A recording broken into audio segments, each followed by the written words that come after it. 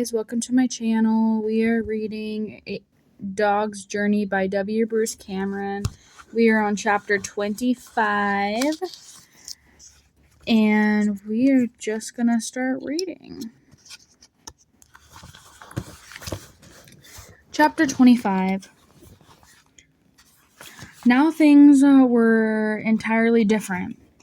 I was staying in Trent's house, which was bigger than where I lived with CJ.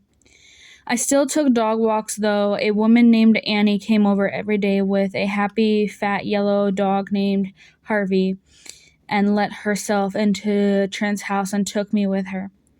It was strange to me that her name was Annie because my sisters at the place of the barking dogs had been Abby and Annie. I included that some people love dogs so much they call themselves by dog names. Annie smelled a lot different, cats and dogs, which seemed to confirm my theory. The first day she came over, I rushed towards her, barking fiercely so that she'd know that I wasn't intimidated by her Harvey, but Trent was there and snatched me up off the floor, and then Annie reached for me and grabbed me out of Trent's arms, and I didn't know what to do about that. Normally, when I was snarling, people didn't hug me to their chest. She cooed to me and rocked me, and I felt myself letting down my guard completely. CJ wasn't there and didn't need my protection, so maybe it was okay if I let Annie take certain liberties.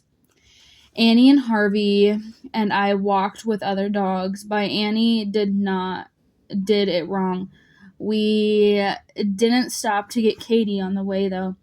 We did stop for a dog named Zen, who was big but with very short legs and heavy ears that almost touched the ground. He looked very much like Barney, the dog who lived with Jennifer when Rocky and I were puppies. When I snarled at Zen, he collapsed and rolled on his back and passively let me sniff him all over. I wouldn't be getting in any trouble from him. Less cooperative with a tall dog with curly hair named Jazzy. Jazzy didn't want to play with me. Trent only came home at night, usually carrying a bag of food that he would eat silently, standing in the kitchen. He seemed very tired and sad. He wouldn't hold his hands out to me, and I smelled... What? He would hold his hands out to me, and I smelled a lot of different things, but never once did I smell my girl. "Oh, Max, you miss her, don't you?" Trent said softly to me. I wagged to show that I had heard my name, and I did like it when he stroked the top of my head. I was very fond of Trent and was sorry he didn't have a dog, but I needed to be with CJ. I didn't understand where she was and why she had left me here. Sometimes I would dream that she was there next to me, but when I opened my eyes, I was always in Trent's home, always alone. Did CJ go back to live with Snickers? Was that why she had been so sad? I had felt the same sort of sadness in Hannah as Buddy.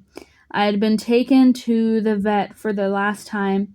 It was a goodbye, kind of sad. CJ, though, needed me in her life, which was why she kept coming for me every time I was a puppy. Nothing would ever change that, so whatever was keeping me apart from her, I knew it had to be temporary. One afternoon, when Annie and Harvey brought me back to Trent's house, Trent was sitting in the living room. "Oh, hi," Annie said. "Is this the day?" "Yes," Trent said. Harvey sat on the threshold, waiting to be told it was okay to be let in. He was one of those dogs who were always looking to their people for permission for things. I could be that kind of dog, but CJ never asked me of it. "Okay, Harvey," Annie said. Harvey came in and went over to see if I had left any food for him in the bowl. I never did, but he checked every time just in case. Annie stopped and held her arms out to me.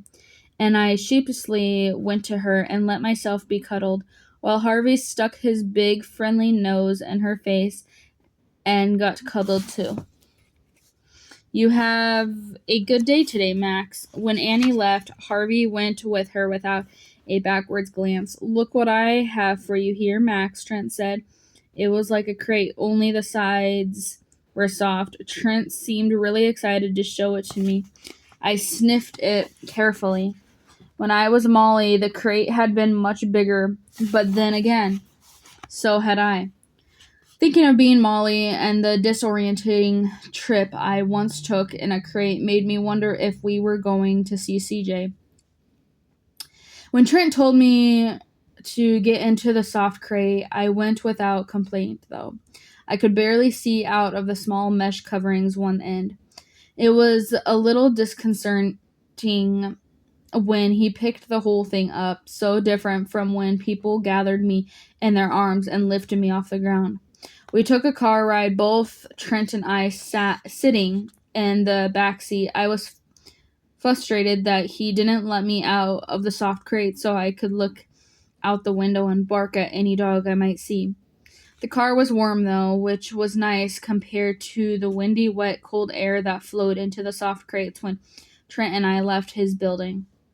We went into another building and I was disappointed because it wasn't loud. It was quiet, hushed, even though I could smell many people and chemicals. I couldn't see much of what was happening, and the way Trent moved his soft crate while he was walking with it made me a little dizzy. Then we entered a small room and he set the crate down. Hey, he said softly.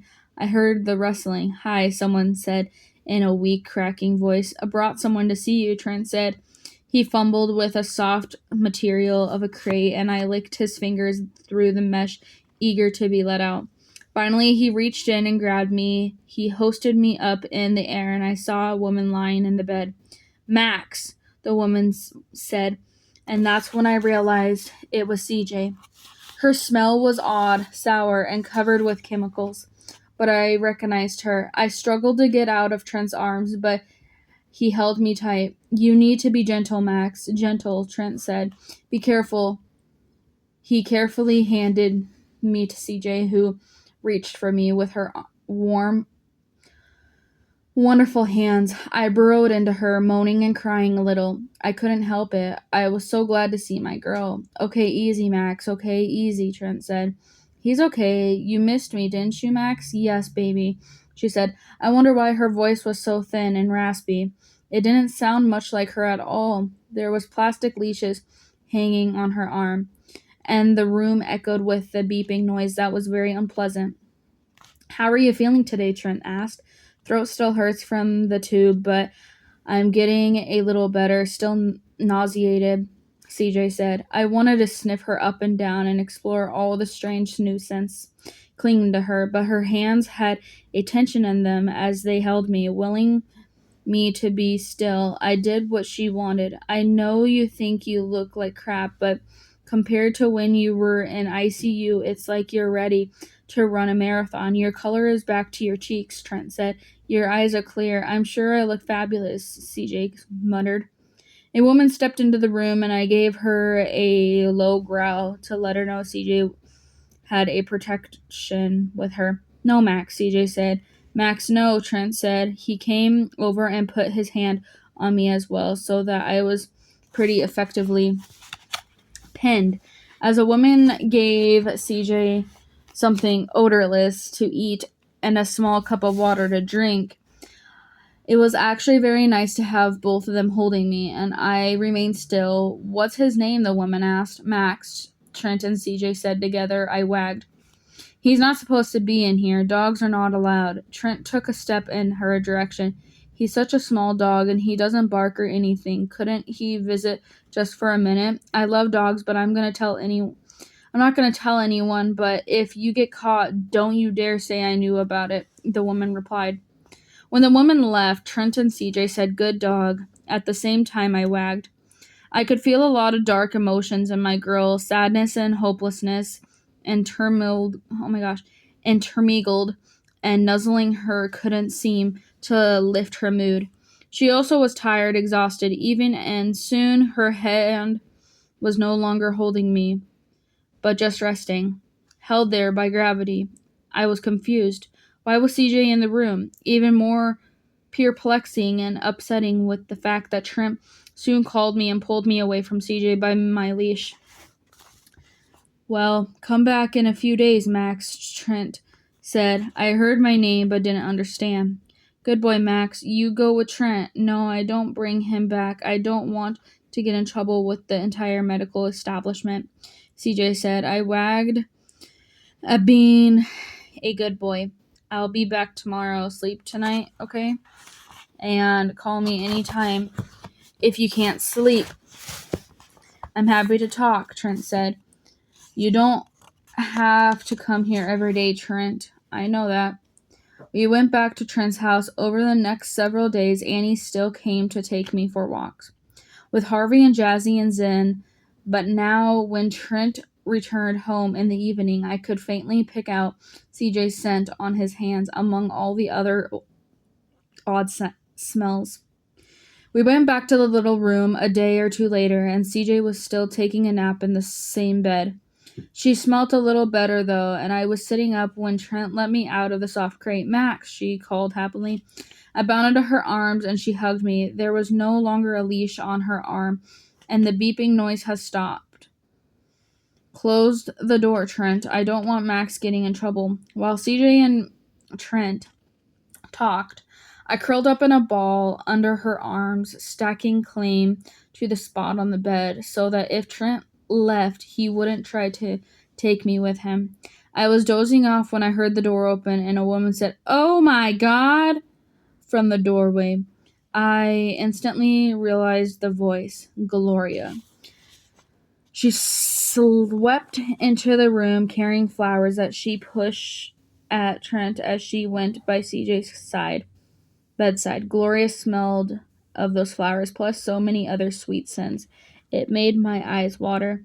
You look awful, Gloria said. Nice to see you too, Gloria. Are they feeding you? What is this place? This is a hospital, CJ said. You remember Trent? Hello, Miss Mahoney, Trent said. Well, of course I know it's a hospital. That's not what I meant. Hello, Trent. Gloria pushed her face at Trent and then turned back to CJ. I have never been so worried in my life. The shock of it nearly killed me. Sorry about that, CJ said. Honey, you think I haven't had bad times myself? Yet I have always found the strength to go on. You're only a failure if you see yourself as a failure. I've told you that. For this to happen, I nearly fainted. I came the second I heard. Well, 10 days, 10 days, Trent said. Gloria looked at him. Sorry, I called you 10 days ago, so it wasn't exactly the second you heard. Well, there was no point for me to come while she was in a coma, Gloria said with a frown. Of course, Trent said. She does have a point, CJ said. She and Trent grinned at each other. I can't stand hospitals. Absolutely hate them, Gloria said. You are unique in that, CJ said. Most people love them. This time Trent laughed. So, Trent, do you suppose a mother could talk to her daughter? Gloria asked coldly. Sure, Trent pushed himself off to the wall. Take your dog too, Gloria told him. I looked at CJ and I heard the word dog. It's my dog. His name is Max, CJ said. Call me if you need anything, Trent said as he walked out the door. Gloria went over and sat in the lone chair. Well, this place is certainly depressing. So is Trent back in the picture? No, Trent was never in the picture, Gloria. He's my best friend. All right, call it whatever. His mother, who naturally couldn't wait to phone me the second she heard my daughter had taken pills with antifreeze. Wow, that's crazy. Antifreeze says that he's the vice president of his bank. Don't believe him when he acts like that's a big deal. At banks, they hand out titles to everyone. It's how they avoid paying them a decent salary. He's an invest banker, and he is very successful, CJ responded testily. Speaking of investments, I have pretty important news. Do tell. Carl is going to propose. Carl? I told you about Carl. He made a fortune selling coin thingies. What you put a quarter in for a machine, like dryers at a laundromat.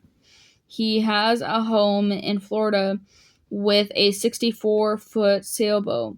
He also has an apartment in Vancouver and owns part of the hotel in Vail, where we can go whenever we want. Vail? I've always wanted to go to Vail, but have never met the right person. They say Vail is like Aspen, only without all the locals to ruin it. So you're getting married? Yes, he's going to propose next month. We're going to the Caribbean. That's where he proposed to both his wives. So, two and two together. Want to see his picture? Sure. I looked up, yawning, at Gloria handed over something. CJ squealed with laughter. This is Carl. Is he a Civil War veteran? I'm sure. I don't know what you mean. He's like 1,000 years old. He is not. He's very distinguished. I'll ask you not to be rude. He's going to be your stepfather. Oh, Lord. How many times have I heard that? What about the one who paid off the mortgage? Who you made me call Dad? Most men are unreliable. Carl's different because he's ancient? No, because he is still friends with his ex-wives. That says something. Sure does, CJ. Put her hand on my head, and I began drowsy with the warm feeling of pure love. So I was asleep. I woke up, though, when I heard and felt anger in CJ. What do you mean you won't discuss it? CJ asked Gloria. That family was horrible to me. We won't have anything to do with them. But that's not fair to me. I'm related to them by blood. I want to know them, who I come from. I raised you all by myself without help. I felt the rising sense of sadness in CJ, but she was still angry. I remember so little from when my dad took me there when I was a kid. I remember there was a horse and my aunts and grandma. It's all I have, just fragments from when I was like 6 years old. That's how it should be. You don't get to decide that. Now listen, Gloria stood up and she was angry too. You are no longer in high school and I won't have you behaving like a spoiled child. You're going to be living under my roof, my rules. Understand? No, she won't, Trent said quietly from the doorway. They both turned to look at him and he came in. This is not your concern, Trent, Gloria said. It is my concern. CJ doesn't need this right now. She's supposed to avoid stress, and she's going home with you. Her acting career is here. Oh, I don't think I'm ever going to be an actress, CJ said. Exactly, Gloria said. Then you'll be something. You can do whatever you want. You're not helpless, CJ.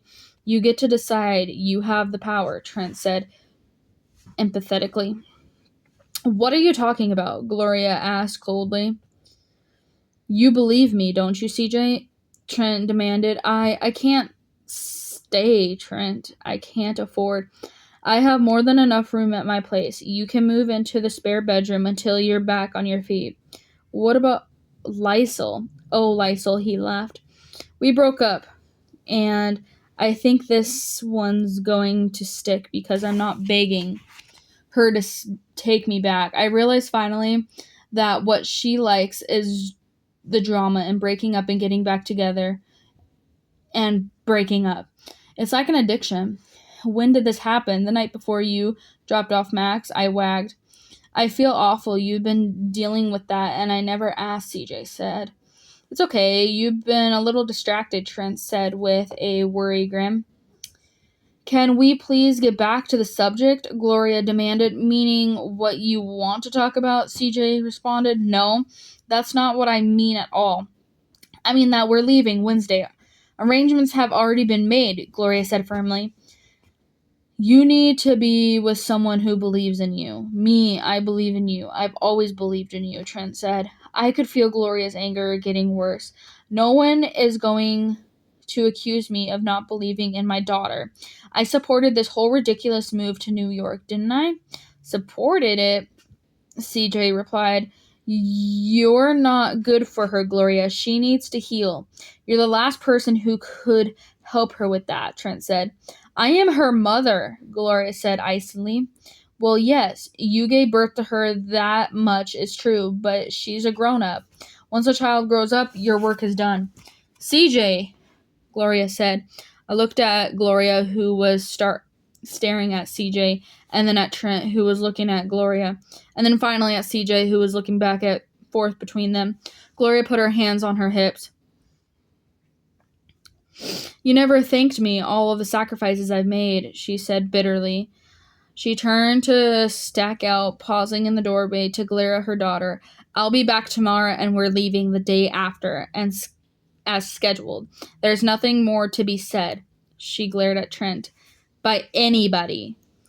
I ragged because Gloria was leaving. I always felt a little less stressed with her gone.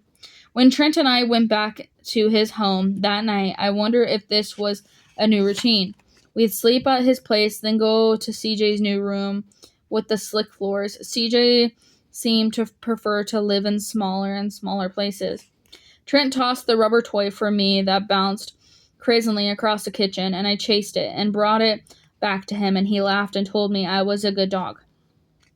Later, as he was bending over to scoop some delicious wet food on the top dry food in my dish, I caught a metallic, unmistakable odor on his breath. I was surprised, but I did what I was trained to do a long time ago, and I signaled. Oh my gosh. No fucking way. That is so sad. Alright. That is the end of chapter 25, guys. I will see you guys in chapter 26 in the next video.